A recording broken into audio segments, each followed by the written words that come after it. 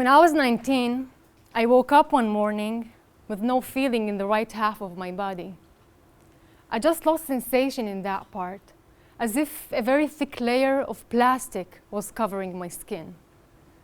I pinched myself and I scratched myself, but I couldn't feel anything. That day, I was preparing for my first year finals in electrical engineering, but by the evening, I couldn't hold my pen. After 2 weeks in the hospital and endless examinations, I was diagnosed with multiple sclerosis. I was devastated. I felt like my body was betraying me, and I was so terrified of the uncertain future. I walked around weeks feeling so helpless.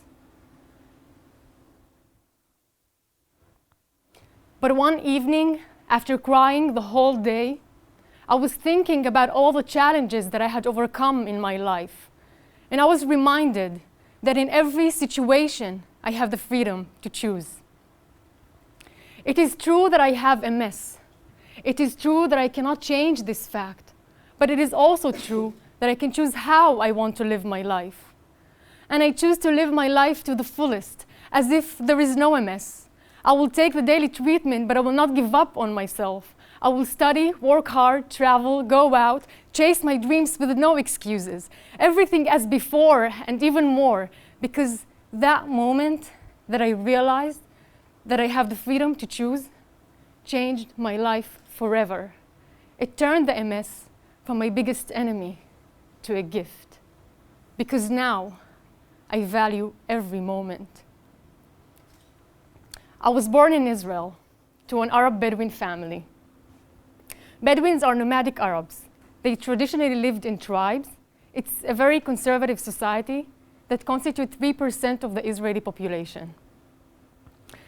My father lived with 2 wives, which is a common practice in the Bedouin culture. But shortly after their marriage, my mother decided to flee the village. She did not want to raise her children in a place where women are inferior and get killed for reasons of what is called honor. Honor killings horrified my mother. So she fled my father's house and she moved to Nahariya, a Jewish town in northern Israel. There she raised me and my 8 siblings on her own. We were the only non-Jewish family in town, and I found myself on the border between 2 cultures, the Jewish and Arab. In school, my siblings and I suffered from racism, until one day the social worker decided that we did not fit into the Jewish society and decided to send us to a boarding school in an Arab village. At the age of 6, I was separated from my mother. I spent 3 years in the boarding school, suffering from hunger, abuse, and bullying, this time from the people of the village, who were biased against the kids from the boarding school. They considered us bad influence. They didn't want us to sit next to their kids in class or even pass by their home. I literally had nothing in life. Poor, unwanted, a misfit in both societies, and treated as inferior. With no father to protect and a mother who was far away. Even when she sent us birthday gifts, they would be taken away.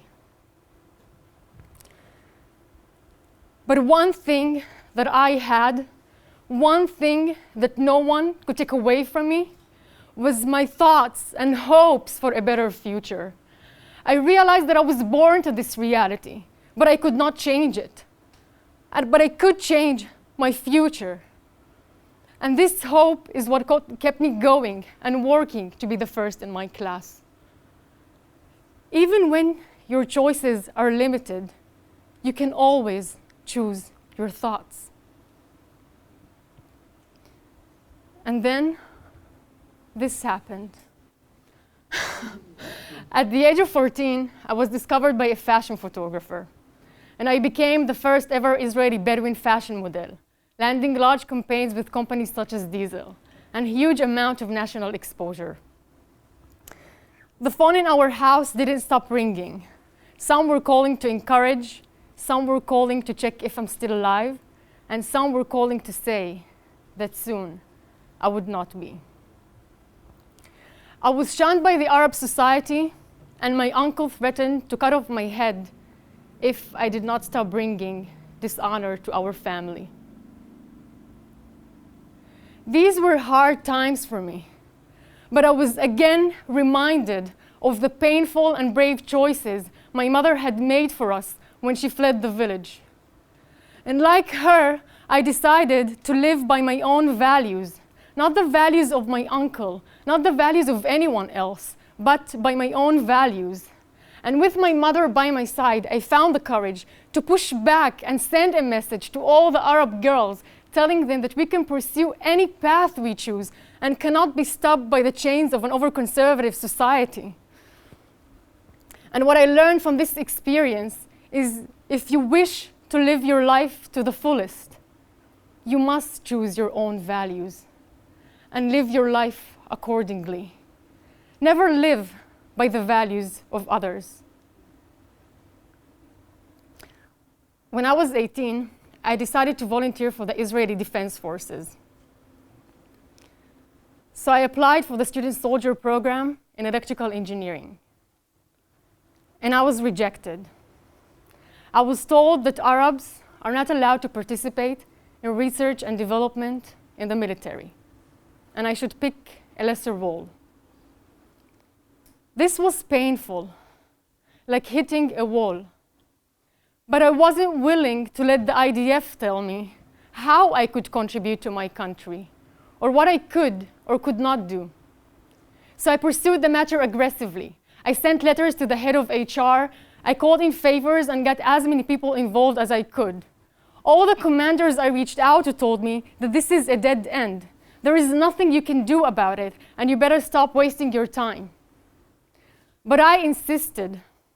And after a year-long struggle, I became the first Bedouin in the Israeli history to enroll to Research and Development Student Soldier Program.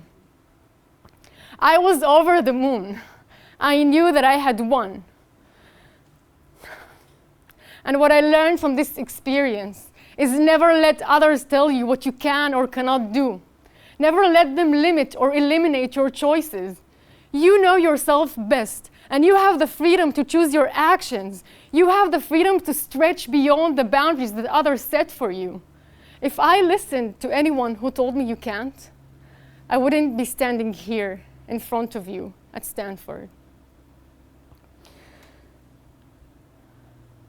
When I was thinking about the message that I wanted to deliver in this talk, I wasn't thinking about you, my Stanford MBA community.